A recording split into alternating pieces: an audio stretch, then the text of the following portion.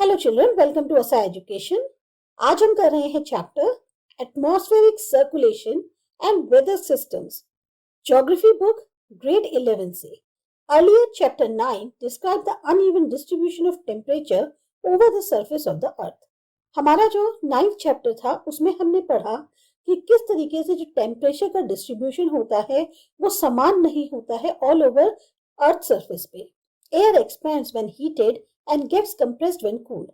जो हवा होती है उसका विस्तार होता है जब वो गर्म हो जाती है और सिकुड़ती है जब वो ठंडी होती है। This results in variations in the atmospheric pressure. और इसी वजह से जो एटमॉस्फेयर पे जो दबाव होता है उसके अंदर चेंजेस आते हैं। The result is that it causes the movement of the air from high pressure to low pressure, setting the air in motion. नतीजा क्या होता है? इससे हवा का एक मूवमेंट होता है हाई प्रेशर से लो प्रेशर की तरफ, और इससे हवा जो है वो मोशन में आती है, गति लेती है। You already know that air in horizontal motion is wind. जो हवा हॉरिजॉन्टली मूव करती है उसे हम विंड कहते हैं। Atmospheric pressure also determines when the air will rise और सिंक। और कौन सी ऐसी चीज है जो ये बताती है कि हवा जो है कब उसका दबाव होगा या कब वो ऊपर उठेगी? तो ये है atmospheric pressure. The wind redistributes the heat and moisture across the planet, thereby maintaining the constant temperature for the planet as a whole। ये जो विंड होती है ये चाहे हीट हो चाहे मॉइस्चर हो, दोनों को ही प्लैनेट पे पूरी तरह से रीडिस्ट्रीब्यूट करती है, और इस तरीके से एक कांस्टेंट टेम्परेचर जो है पूरे प्लैनेट पे बना रहता है। The vertical rising of the moist air cools it down to form the clouds and bring precipitation. जब हवा वर्टिकल उस पे ऊपर उठती है, मतलब जो मॉइस्ट एयर है जब वो ऊपर की तरफ उठती है और ठंडी होती है तो वो बादलों का रूप ले लेती है, और उससे जो है फिर प्रेसिपिटेशन होता है, यानी कि जैसे ओले गिरना या बर्फ पड़ना। This chapter has been devoted to explain the causes of pressure differences. अब ये जो हमारा चैप्टर है इसमें हमने मेनली बताया है कि प्रेशर डिफरेंस के क्या कारण होते हैं। The forces that control the atmospheric circulation, कौन से ऐसे फोर्स हैं जो इस एटमॉस्फेरिक सर्कुलेशन को कंट्रोल कर रहे हैं। The turbulent pattern of wind, जो एकदम से हवा जो है बहुत तेज हो जाती है उसकी वजह क्या है, जिसे हम अशांत कहते हैं। वैसी हवा जब हो जाती है तब ऐसा क्यों होता है। The formation of air masses, air mass क्यों बनते हैं। The disturbed weather air masses interact with each other and the phenomenon of violent tropical storms। जो वेदर है वो क्यों बिगड़ जाता है जब एयर मासेस एक दूसरे से इंटरेक्ट करते हैं, और वो प्रक्रिया जिसकी वजह से बहुत ज्यादा ट्रॉपिकल स्टॉर्म्स आते हैं और बहुत ज्यादा भयानक होते हैं। तो इन सब के क्या कारण है वो हम इस चैप्टर में जानने की कोशिश करेंगे। Atmospheric pressure, do you realize that our body is subjected to a lot of air pressure. हमारी बॉडी जो है उसमें बहुत ज्यादा हवा का दबाव होता है। As one moves up, the air gets rarefied and one feels breathless। जैसे जैसे हम ऊपर की तरफ जाते हैं जो हवा है उसमें बदलाव होता है और हमें हमारी सांस फूलती है। The weight of the column of air contained in a unit area from the mean sea level to the top of the atmosphere is called atmospheric pressure। जो हवा का प्रेशर है एक पर्टिकुलर स्पेस में, अगर मीन सी level से लेकर top of the atmosphere तक देखें तो उसको जो वो एयर होती है उसका जो प्रेशर होता है वो एटमॉस्फेरिक प्रेशर कहलाता है। The atmospheric pressure is expressed in units of MB and pascals. MB जो है वो एक तरह से प्रेशर है यूनिट का, उसको मिलीबार्स कहते हैं, और Pascal's. The widely used unit is kilopascal, written as HPA। और जो सबसे ज्यादा यूनिट इस्तेमाल होता है वो है किलोपास्कल का, जिसको कि हम लिखते हैं HPA की फॉर्म में। At sea level, the average atmospheric pressure is 1113.2 MB और 1013.2 HPA। सी लेवल पे जो एवरेज एटमॉस्फेरिक प्रेशर होता है उसकी क्वांटिटी 1013.2 MB या 1013.2 HPA होती है। Due to gravity, the air at the surface is denser and hence has high pressure। Gravity की वजह से सरफेस पर एयर जो है वो ज्यादा होती है, इस वजह से प्रेशर बहुत ज्यादा होता है। Air pressure is measured with the help of mercury barometer और द एनरॉइड बैरोमीटर। अब एयर प्रेशर को नापने के लिए हम इस्तेमाल करते हैं मर्करी बैरोमीटर का या एनरॉइड बैरोमीटर का। Consult your book Practical Work in Geography Part 1 and learn about these instruments. अगर इन इंस्ट्रूमेंट्स के बारे में आप और ज़्यादा जानकारी चाहते हैं तो आपकी जो प्रैक्टिकल बुक वर्क है ज्योग्राफी में, वो जो बुक दी हुई है उसके अंदर आपको इन इंस्ट्रूमेंट्स के बारे में जानकारी मिल सकती है। The pressure decreases with height. जैसे जैसे हम ऊंची तरफ जाते हैं हवा का जो दबाव है वो कम होता जाता है। At any elevation it varies from place to place and its variation is the primary cause of air motion.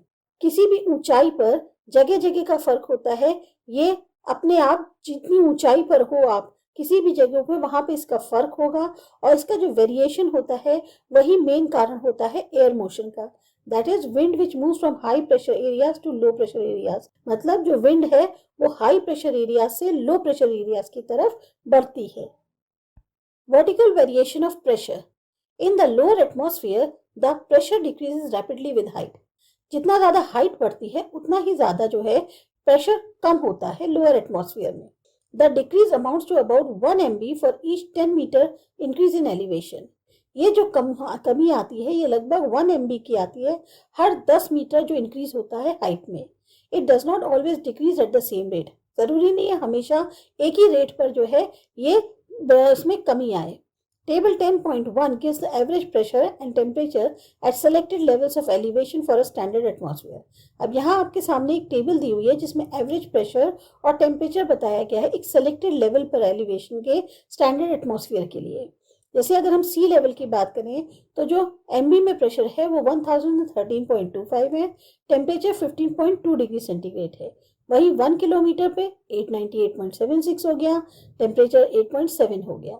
5 kilometre पे गए तो वो 540.548 हो गया और इधर -17.3 हो गया। सेम 10 किलोमीटर लेवल पे 265 जो है वो प्रेशर हो गया एमबी में और टेम्परेचर जो है -49.7 रह गया। The vertical pressure gradient force is much larger than the horizontal pressure gradient. जो वर्टिकल प्रेशर का फोर्स होता है वो कहीं ज्यादा होता है हॉरिजॉन्टल प्रेशर ग्रेडियंट से, but it is generally balanced bye a nearly equal but opposite gravitational force. पर इसको संतुलित किससे किया जाता है? लगभग उसी के बराबर लेकिन ऑपोजिट ग्रेविटेशनल फोर्स से। Hence we do not experience strong upward winds. इसी वजह से हमें जो है जो ऊपर उठने वाली बहुत तेज हवाएं हैं उनका अनुभव नहीं होता। Horizontal distribution of pressure. Small differences in pressure are highly significant in terms of wind direction and velocity. छोटे छोटे डिफरेंसेस जो प्रेशर में होते हैं वो काफी महत्वपूर्ण होते हैं अगर हम विंड डायरेक्शन और वेलोसिटी की बात करें तो। Horizontal distribution of pressure is studied by drawing isobars at constant levels. अब हॉरिजॉन्टल डिस्ट्रीब्यूशन जो प्रेशर का है उसे समझने के लिए हमें आइसोबार्स ड्रॉ करने पड़ते हैं कांस्टेंट लेवल्स पर। आइसोबार्स क्या होते हैं? Are the lines connecting places having equal pressure. ये वो लाइंस हैं जो जोड़ती हैं उन जगहों पे जहां पर समान प्रेशर है। In order to eliminate the effect of altitude on pressure it is measured at any station after being reduced to sea level for the purpose of comparison.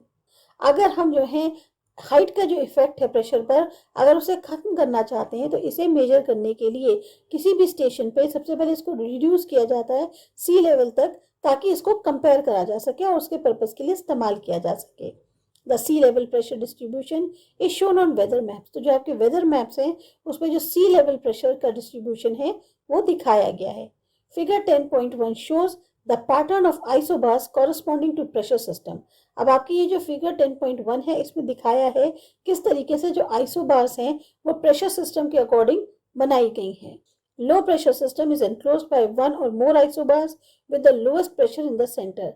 जो लो प्रेशर सिस्टम है वो उसके बाहर जो है आप देख सकते हैं एक या दो एक से ज्यादा आइसोबार्स हैं और जबकि लोएस्ट प्रेशर जो है वो सेंटर में है। High pressure system is also enclosed by one or more isobars with highest pressure in the center.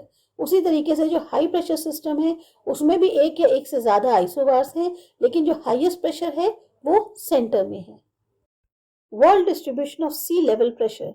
The world distribution of sea level pressure in January and July has been shown in figures 10.2 and 10.3।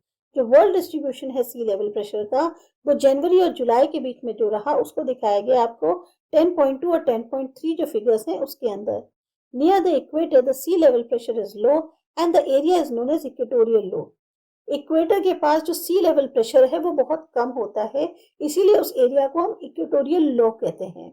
Along 30 degree north and 30 degree south are found the high pressure areas known as the sub tropical highs.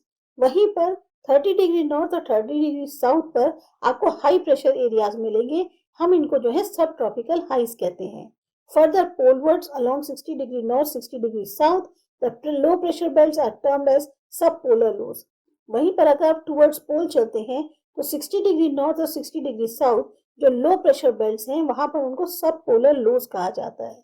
Near the poles the pressure is high and is known as polar high. Poles के पास pressure बहुत ज्यादा होता है, इसीलिए उसको polar high कहते हैं। These pressure belts are not permanent in nature. ऐसा नहीं है कि ये जो प्रेशर बेल्ट्स हैं ये हमेशा ऐसे ही होती हैं। They oscillate with the apparent move of the sun. ये भी जो है मूव करती हैं जैसे जैसे सन का मूवमेंट होता है। In the northern hemisphere in winter they move southwards and in summer northwards. अब नॉर्दर्न हेमिस्फीयर में जब सर्दियां होती हैं तो ये साउथ की तरफ मूव करती हैं, और जब गर्मियां होती हैं तो ये नॉर्थ की तरफ मूव करती हैं।